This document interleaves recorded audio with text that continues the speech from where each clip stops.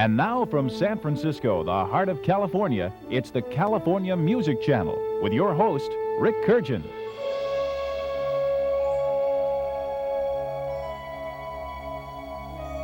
The theme from Star Trek III on CMC. Hi, I'm Rick Kurjan. This soundtrack's available on Capitol Records, and we're listening to it in the background right now.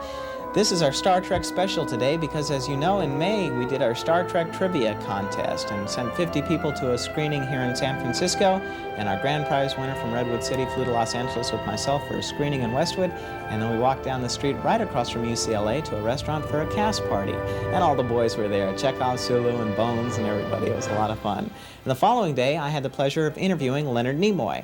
Now, the way Paramount Pictures sets this up is they bring about 50 television program hosts from around the country to interview the cast and stars and directors and so on of the film, and they selected Leonard Nimoy for us to talk to. And so I sat down in the hotel suite and chatted with him for about 10 minutes, and we're going to play that for you right now. And one of the things that was striking about interviewing Leonard Nimoy is that after having watched him on TV for about 15 to 20 years, you feel like you know the guy. Plus, he's a real gentleman, too, so it made for a very pleasant experience.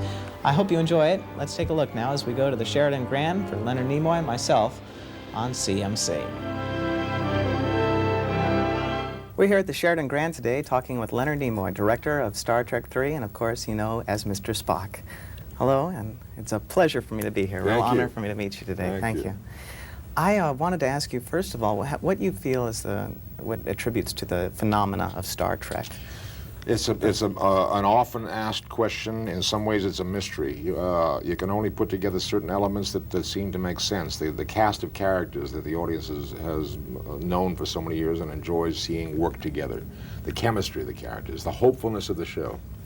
23rd century, mankind is still functioning. Yes. The planet is still here.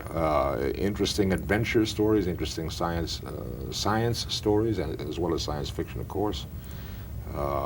Stories about contemporary values, about human stories, I think, very important. Human stories about people involved in a process of trying to work out and solve problems together, and they do it well. That is something I've always noticed about the show and always admired and appreciated about the show. What amazes me is the expertise that people have developed about the program. As I was telling you, we did a contest at CMC, a trivia contest, asking questions like, what does, in Star Trek II, what's the first thing that Kirk says to Spock when they first meet outside the simulator? Or what song is playing on the radio when Kirk and Edith are walking home on City on the Edge of Forever? And we got over 100 guesses, and people guessing all of them correctly, all 10 Probably questions. better than I would. They probably know more than we connected with Star Trek know. It's amazing. I know, it's amazing. Do you think it's those same qualities of the program that make it such a mass appeal also is the reason why people become experts in this? Yeah, it's a show that captures the imagination. It is. It's a world. It's a world that people like to spend some time in. I see, yeah. That's fantastic. You've probably been asked this a lot too, but I'm sure I'd like to know, and all our people would like to know. Do you have a favorite episode? Several. Excuse me, several. For various reasons. We did a two-parter, a show that was on the air as a two-parter. It was based on our original pilot, which did not sell, but in which Jeffrey Hunter was the captain of the ship. He played a character called Captain Pike. Right, Christopher Pike. Yeah. Right. See, you know these things. That was our first question. Right. And that show was eventually developed by Gene Roddenberry into a two-parter. And it went on the air, I think, under the title of The Menagerie during the first season. I thought it was really, really good work. It was very rich in texture and ideas and extremely well produced and directed. So that was on the first season? First season, I yeah. see. We did a show called Amok Time, which was a very important show for Spock. We went back to Vulcan for the first time. Spock had to go home because he was in heat. Right. Had to go home to spawn, as it were. It was a well-done show, good script, and challenging for me, playing the Spock character in those circumstances.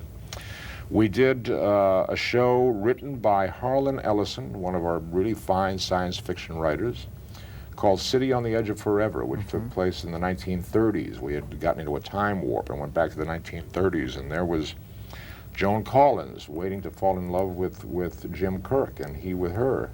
A tragic ending, but a beautiful love story, and very well done. Yeah. We've had some good ones. We've had some turkeys.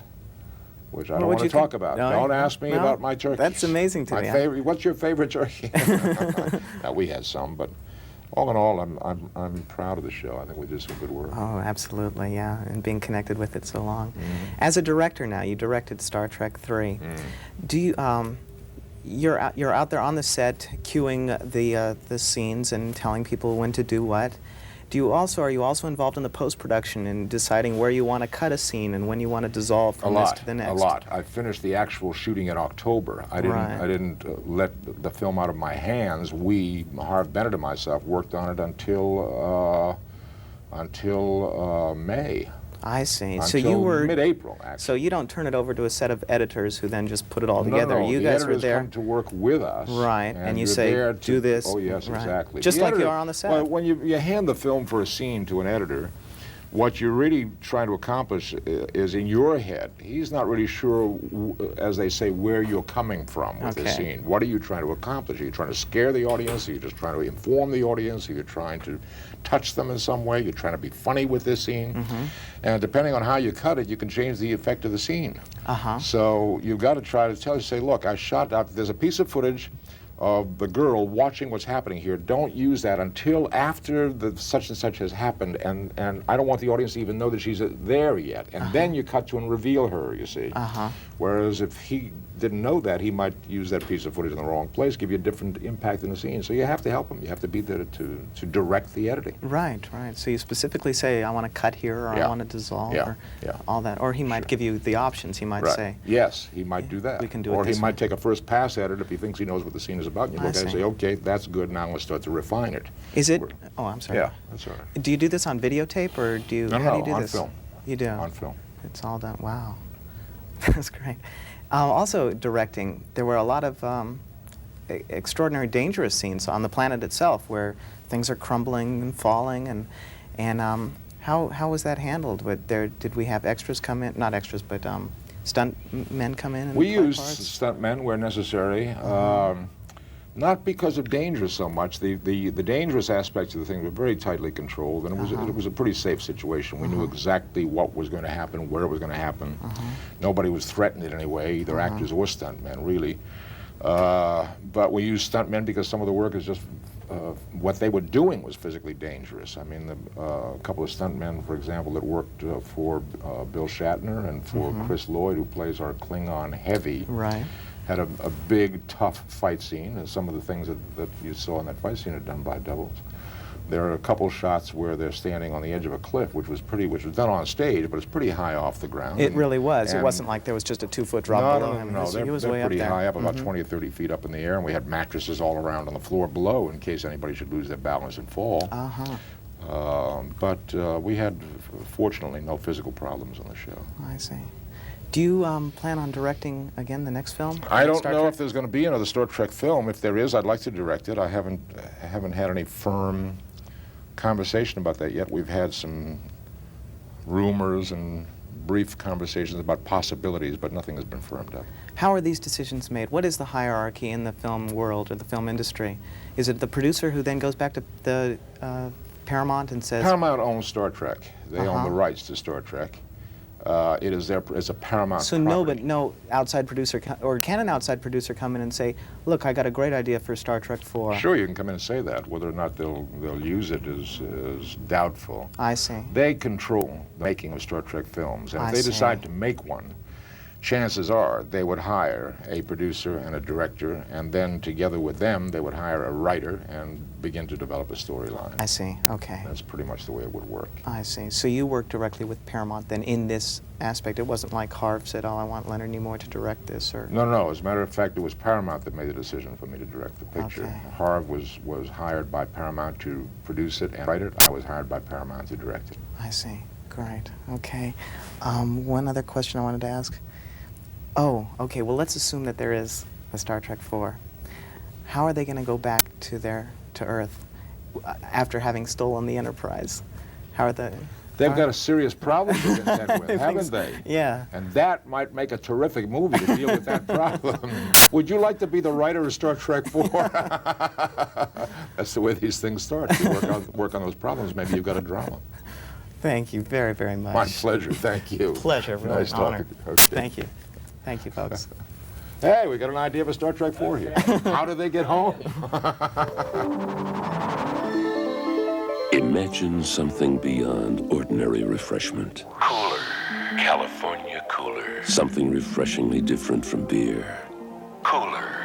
Yet lighter than wine. California Cooler. Fine white wine and natural citrus juices uniquely blended to quench a thirst and cool the very spirit. California Cooler. Come and be refreshed beyond ordinary refreshment. California Cooler. Yeah. You'll find the same fine veal that's served in fine restaurants in your neighborhood Lucky store. Provimi milk-fed veal. Provimi's European method of fancy veal production results in veal consistently superior in quality to any other kind of veal. The very top quality milk-fed veal at the low prices you expect from Lucky. More than low prices, that's what you're looking for. You'll find it at your Lucky Store. We have to sell Newport cars and trucks, and we have to sell them fast. Our lots are jammed. More new vehicles are on the way, and we've got no place to put them. Here are just a few of our crisis prices. T-Birds from $87.87. LTDs $79.79. Mustang $68.68. Tempo $67.67. And Escorts just $53.53. For all the facts and figures on the exact new Ford you want, call this number, and we'll guarantee everything we quote you right over the phone. Now, how's that for honestly wanting to earn your business? I hope you enjoyed that chat with Leonard Nimoy here on the California Music Channel. It was interesting hearing his perspective on the phenomena of Star Trek, and also hearing him refer to City on the Edge of Forever as being his favorite episode, because that was one of my favorite episodes too. If you'll recall, during our contest I talked about how I just got chills on my back just thinking about that. And lo and behold, it was Joan Collins who I was thinking about. And I didn't even realize that till I interviewed him. So anyway, let's see, what are we going to get into next here on CMC? We're going to get back into more music video as we continue with Howard Jones. Remember, we played the new song, and this is called What Is Love from Elektra Records. But first, before that, Huey Lewis and the News and Heart of Rock and Roll from Chrysalis on CMC.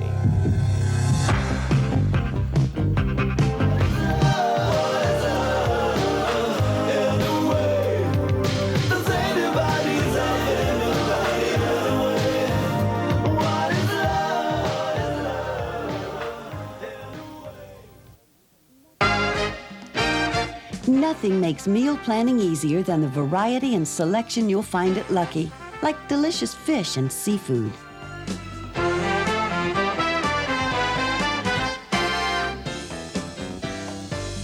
Nutritious fish and seafood from Lucky, if you don't mind paying less for quality. More than low prices, that's what you're looking for. You'll find it at your Lucky Store.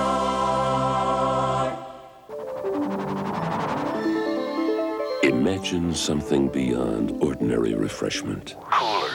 California Cooler. Something refreshingly different from beer. Cooler. Yet lighter than wine. California Cooler. Fine white wine and natural citrus juices uniquely blended to quench a thirst and cool the very spirit. California Cooler. Come and be refreshed beyond ordinary refreshment. California Cooler. Yeah.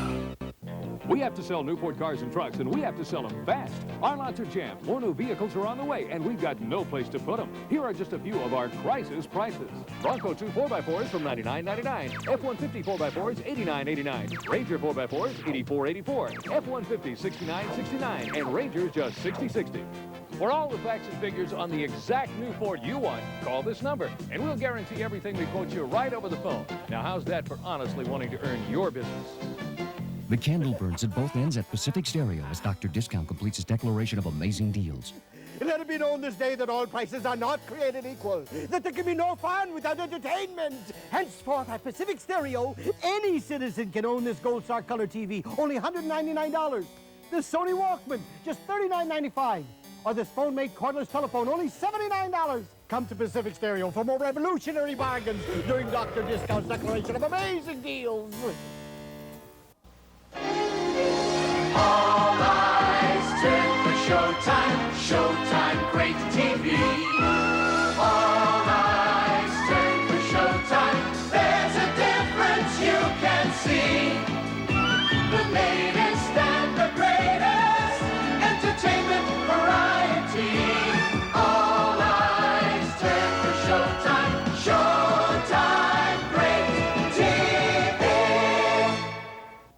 This is the California Music Channel. I'm Rick Kurjan. Hope you enjoyed this special today on Star Trek, our interview with Leonard Nimoy, and also our great music videos. We're going to wrap up with another one now, but first I want to remind you that you can write in for your request to CMC, P.O. Box 11114, San Francisco 94101. Appreciate hearing what you want to see and hear, and also your comments on the program. It's always nice. That's 11114, San Francisco 94101. This next group's first song was also the name of the group, Talk Talk, and today we've got their song from 1984 called It's My Life from EMI America Records on CMC. Thanks again, and we'll see you soon.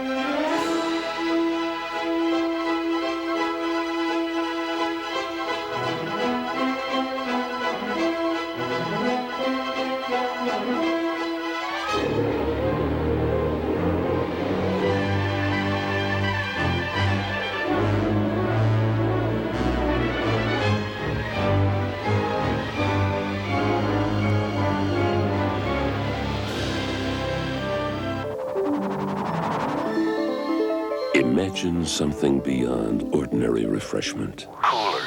California cooler. Something refreshingly different from beer. Cooler. Yet lighter than wine. California cooler. Fine white wine and natural citrus juices uniquely blended to quench a thirst and cool the very spirit. California cooler. Come and be refreshed beyond ordinary refreshment. California cooler. Yeah.